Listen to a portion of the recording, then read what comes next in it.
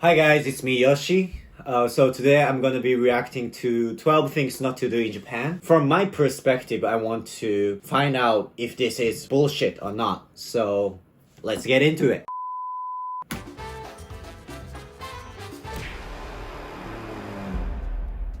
So walking down the street whilst eating and drinking isn't illegal. You're not going to get shouted at and you're not going to get arrested by Ace Detective Sherlock Bones. But what you will get is the stare of disapproval.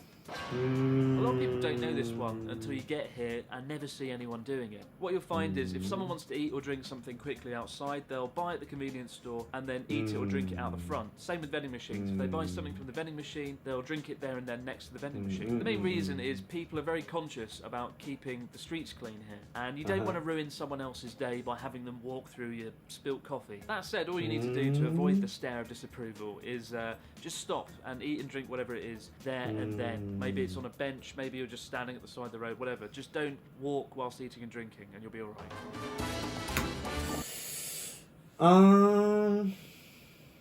It's not like don't do that thing in Japan. I mean, it's not rare walking and eating. Anywhere in Japan, you can eat whatever you want as long as you don't pollute the street.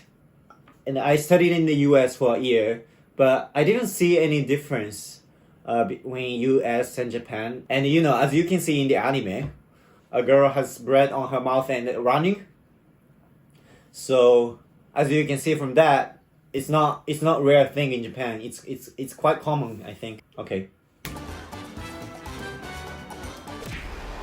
No.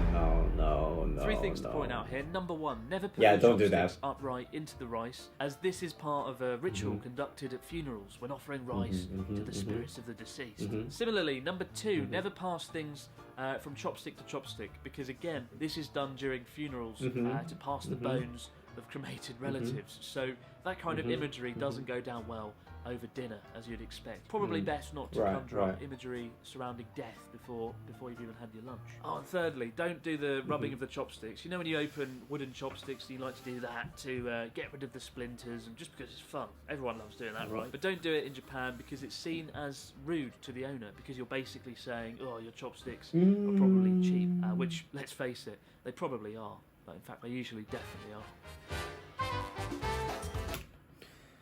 I mean, the last part, we don't think like that. Doing this is not rude to the owner. It's just weird. You know, like, if you have spoon and you're doing like this or like doing like this, it's not rude to the owner, but it's just weird. So, it's the same thing in Japan.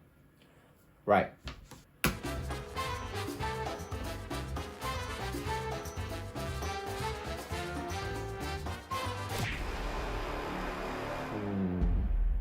Probably the greatest thing about Japan ever, and the reason that I eat out several times a week, just because I save 20% automatically. In Japan, it's believed that customer service should always be exceptional, with staff giving 120% every time. 120%?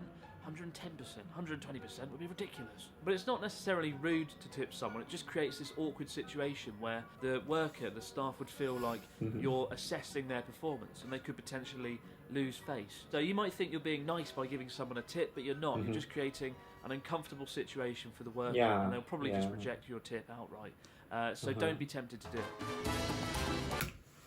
Yeah, right. I mean, yeah, we don't have the tipping culture. When I was working in a hotel, I was told to refuse tips. It's just we don't have that system. So if you tip, the clerk would be like, here's your change. Like, what is tip? Like, trust me, it would be like that.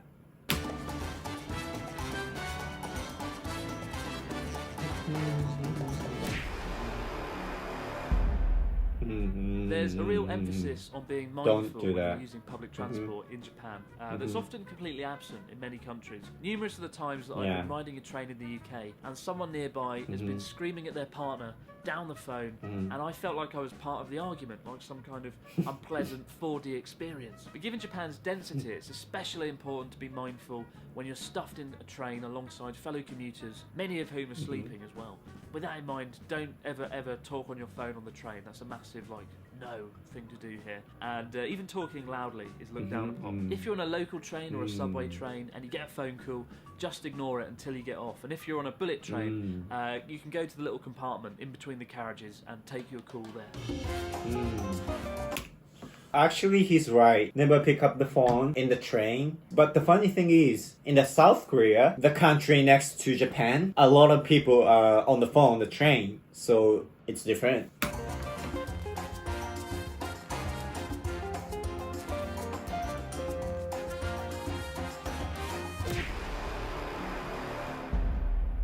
I remember for the first few years that I lived here, whenever someone handed me a business card, I was utterly terrified because until then, business cards to me had always just been a bit of paper or a bit of card with some writing on. But in Japan, they are so much more. Once you've exchanged business cards, the trick is to imagine you've just been handed the lost treasure of El Salvador or something. First, study it meticulously, the name, the job position, the details, and then either put it in your business card holder or just put it on the desk if you're at a business meeting. Just put it on the table. Never play around with business cards or put them in your back pocket because they're seen as a physical extension of the person themselves, and you don't want to stuff somebody's physical extension down your back pocket. If you're doing business in Japan, always carry business cards. You don't want to be that awkward foreigner who stood there writing out their name and number 50 times in 1 hour on the back of a tissue. And for the record, I am usually that awkward foreigner scribbling down my details because I do forget to bring them, and subsequently I hate myself when it happens. Yeah, he's right. It's just the manner doing that. If you don't do that way, you will be seen as a person that doesn't know Japanese business manner. And one thing to add this, you should get the card case as well, so you won't put card everywhere.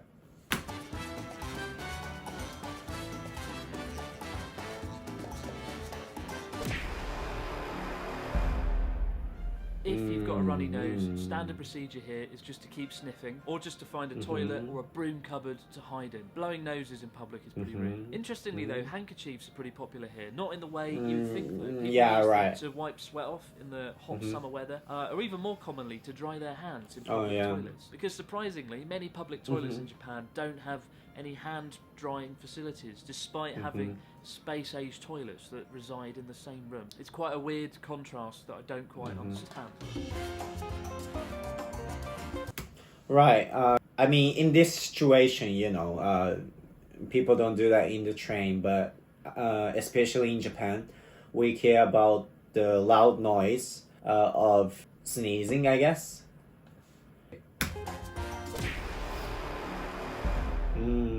Physical contact in Japan isn't really a thing. You'll bow a lot, you'll nod enthusiastically daily, but occasionally you might shake hands with someone if they're a good friend or a business client that you get on well with, but generally I avoid it unless someone makes the first move. And hugging in particular doesn't go down well. It's just met with expressions of awkwardness and despair. And also amongst couples, public displays of affection are phenomenally rare here, so don't be surprised if you get the stare of disapproval if you're kissing your partner frantically in the street. And I think that it should shaking hands is fine. He's right. I remember when I first went to America and I got hugged. I was like overwhelmed. Like, you don't even know me and hug. So, but I love hugging, by the way. So, definitely be this. If you're the sort of person who feels the need to have a debate or an argument about things or throw your opinions out there constantly, people will find you obnoxious and dislikable and probably just avoid you. Embedded heavily within the culture is this idea of keeping harmony and avoiding conflict at all costs. And it's a lot easier to do that when people aren't at each other's throats, throwing around opinions. Sometimes it can be frustrating when people are just unwilling to speak their minds or give you a clear yes or no answer. I mean, one time, one of my colleagues when I was teaching, I asked him, "Do you have any pets?" And he said to me, "Maybe my cat is dead." Maybe your cat is dead. What does that mean? It is dead or is it not dead? It's not Schrodinger's cat, is it? It turned out the cat was definitely dead, but he was just the sort of person that always liked to use the word maybe and just not express certainty. But if there's one reason I've never seen a fight anywhere in Japan in the last 5 years, it's probably this reason. That people are a lot more careful about expressing their opinions and holding back what they really think. That's right. I mean, I think this depends on people, but Japanese people tend to be like this. So I think we Japanese like the phrase from UK. I think where he's from. Speech is silver and the silence is golden. This phrase captures the Japanese way of thinking, I think. Anyways. Yeah, I couldn't be bothered to film that one. Everyone seems to know this one already anyway. When visiting someone's house or entering a public building like a school or going to a hot spring, you take off your shoes and switch to slippers before you go in. The easiest way of knowing if you have to change your shoes is there'll be a change in elevation in the floor. So when you go in, there'll be a little stair, and that's when you know. This is the one thing on the list where failing to stick to the rules will have noticeable results. A few years ago, a friend and I visited a public bathhouse in Kyoto, and we went in, and you're supposed to take your shoes off. For some reason he didn't. I don't know why. I don't think he noticed or saw. There was a little old woman sitting behind the entrance counter where you kind of pay, and when we walked in, she saw that he still had his shoes on, and she shot up with terrifying energy and ran over and grabbed him and took him to the front and was like, "Get your shoes off, get your shoes off." And that image has stayed burnt into my mind. This quiet little old woman suddenly becoming so alive and animated by this terrible event. And ever since then, I've never forgotten to take my shoes off when entering a building. It's typical example, right?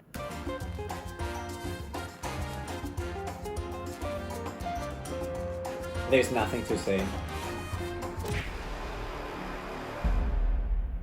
For whatever reason, rubbish bins and trash cans are disturbingly rare in Japan. Outside of convenience stores, it can be a nightmare to find one. And the reason I put this on the list is because so many people, so many of you guys message me on Twitter saying, "I'm in Tokyo and I can't find a bin, what should I do?" I've wandered through Tokyo for up to 20 minutes sometimes just in search of a bin and can't find one. The streets though, despite that, are shockingly clean here because people, if they can't find a bin, they just take the rubbish home with them. It can feel like some kind of mini game sometimes, going in search of a bin, because when you do find a bin you feel a real sense of achievement. But despite that, don't be tempted to litter, just keep trying and you'll find a bin one day. Yeah, I'm sorry guys, there's nothing we can do about it, so just find one.